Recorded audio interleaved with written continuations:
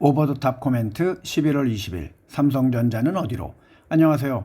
최근 삼성전자가 자사주를 10조 원 정도 매각하겠다는 발표를 했고 첫 3개월 동안에 3조 원을 소각하겠다고 하면서 이틀간 강하게 상승을 한 후 오늘 1.78% 하락했습니다.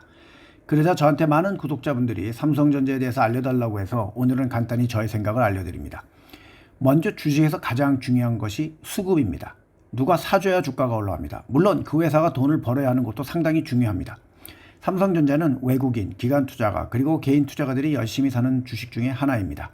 특히 개인 투자가들이 많이 사줘야 합니다. 하지만 최근엔 개인 투자가들은 미국 주식에 빠져 있기 때문에 삼성전자가 아닌 엔비디아, 테슬라 또는 비트코인이나 리플 같은 것에 투자를 하고 있기 때문에 삼성전자의 매수를 덜 하고 있습니다. 또한 외국인들의 9월 초부터 11월 중순까지 약 12조 원 상당의 삼성전자의 주식을 순매도했습니다. 이것은 32억 거래일 이상 이어진 매도세로서 역대 최장 기록 중의 하나입니다. 또한 삼성전자의 외국인 보유 지분도 9월 초에는 56%였으나 11월 현재 약 53% 수준으로 감소했습니다. 이 금액의 대부분인 약 10조 원을 개인들이 순매수를 했습니다. 이만큼 개인 투자가들이 사주지 않으면 삼성전자의 주가는 향후에도 하락을 할 가능성이 상당히 있습니다. 외국인들의 매도 이유는 메모리 반도체 시장의 가격 하락과 삼성전자의 고대역폭 메모리, HBM 기술 경쟁력 부족 등등입니다. 또한 외국인 투자가의 공매도, 숏이라고 하죠. 물량도 상당히 많습니다. 그래서 며칠 전에 삼성전자가 이틀에 걸쳐서 13% 상승한 것은 외국인 투자가 중에 공매도를 했던 사람들의 급작스러운 매수가 포함되어 있습니다. 그렇다면 여러분들이 한번 생각해 보셔야 할 점은 과연 삼성전자가 10조 원이라는 주식을 소각하는 것이 과연 적당한 규모인가 하는 것입니다. 저는 조금 더 해도 좋았다고 생각을 합니다만 미국이든 한국이든 자사주의 소각을 발표하는 회사들이 많지 않기 때문에 주가에는 좋은 영향을 미칠 거라 생각합니다. 물론 이번 소각의 뒷이야기는 많이 있지만 굳이 제가 여기서까지 설명을 드리지는 않겠습니다. 그리고 향후에는 어떤 좋은 뉴스가 있을지도 생각하셔야 합니다. 먼저 삼성전자의 고대역폭 메모리 기술 HBM3E 기술이 최근 품질 검증 테스트에서 진전을 이루며 엔비디아와의 협력 가능성이 높아지고 있습니다.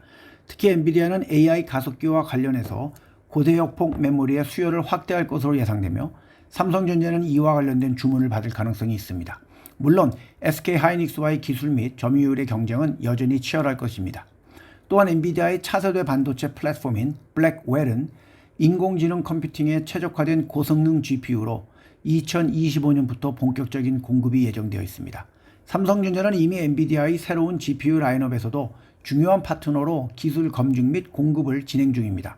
따라서 향후에는 엔비디아로부터의 매출이 늘어날 것으로 보입니다. 단 엔비디아의 주문이 늘지 않고 줄어들거나 삼성전자의 기술이 그들의 기준을 따라가지 못하거나 그들의 블랙웰 플랫폼에 문제가 생긴다면 삼성전자의 예상에 차질이 생길 가능성도 있습니다.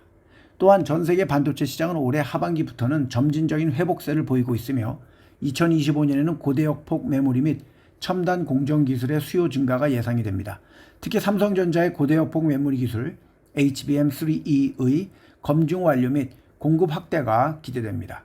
그리고 위에도 말씀드렸듯이 엔비디아의 블랙웰 GPU가 2025년에 출시될 예정이며 그것의 공급자로 삼성전자가 자리를 잡을 가능성이 큽니다.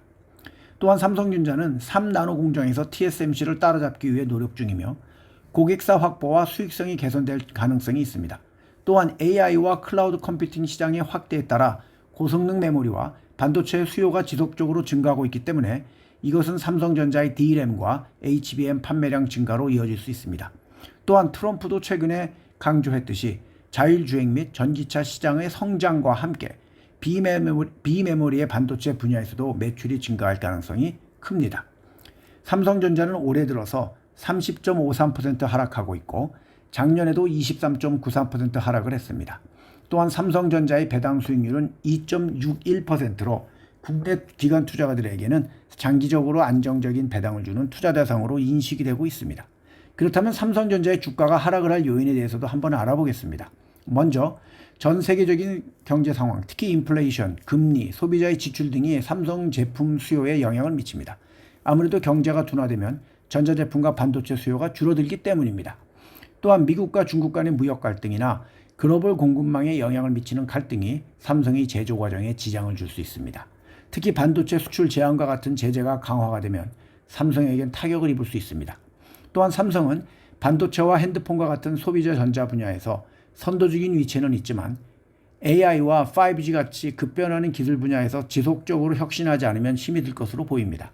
또한 삼성은 대만의 TSMC나 미국의 인텔 등과 경쟁하고 있으며 특히 메모리 반도체와 AI 반도체 시장에서 치열한 경쟁을 벌이고 있습니다. 경쟁사들이 점유율을 확장하거나 가격을 인하하게 되면 삼성의 매출에 압박을 줄 수 있습니다. 하지만 위에서도 언급했듯이 주가를 결정하는 가장 중요한 요인 중에 하나는 수급입니다. 투자가들이 삼성전자를 사주지 않는 여건이 지속된다면 주가는 상승하기가 어렵습니다.